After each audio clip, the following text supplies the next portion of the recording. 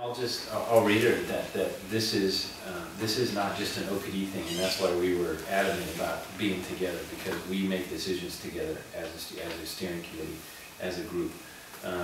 We spend a lot of time on the phone together, really getting into, what are you hearing out there? What is the right response to some of this violence taking place out there? And it really, this ceasefire has been a response to what the community has been calling for, and the data is very clear that ceasefire, when funded, when the staffing is made, is made a priority to make sure that we can respond to shootings and violence in a very quick way and a strategic way, and get that message saturation out. It's just shown that it can have tremendous results across the country, and the community knows that. They know the research that's out there, and this is very much community driven, and we're glad they're letting us be a part of it. So how's it been going so far?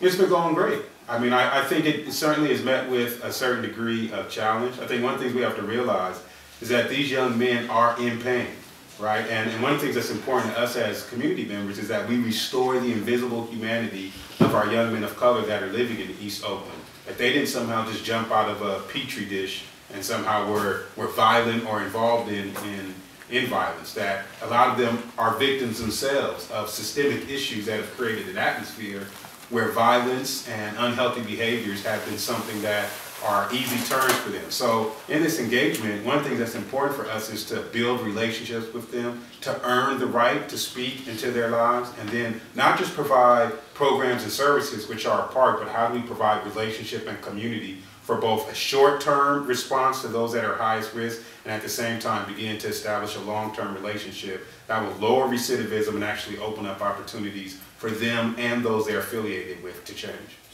So why is it different this time? There are several reasons why it's different. The first of them is that it is the city's central strategy to reduce violence. That's important for all kinds of reasons.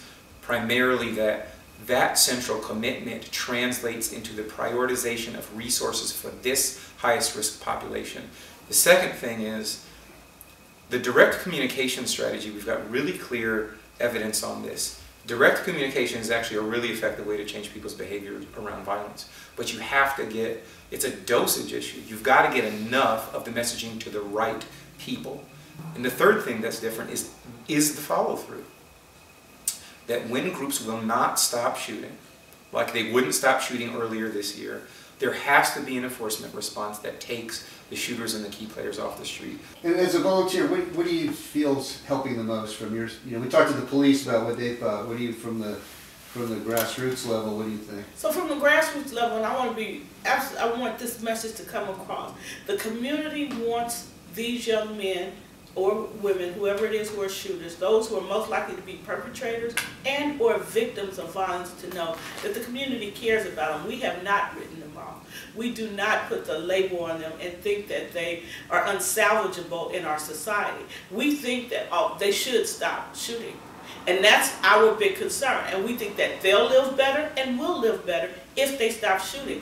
And I feel comfortable enough to convey that message when I'm walking during the night walks, and also if I happen to be at a call-in, because I don't go to all of them. But I'm able to say that to young men who are sitting at a call-in also. And I think that the community saying that to these folks, that's how we disrupt the pathways that they are on right now of violence. That they know that there are people who care about them, and that they know that people are willing to do things to help them interrupt the cycle of violence that's in their lives. Okay.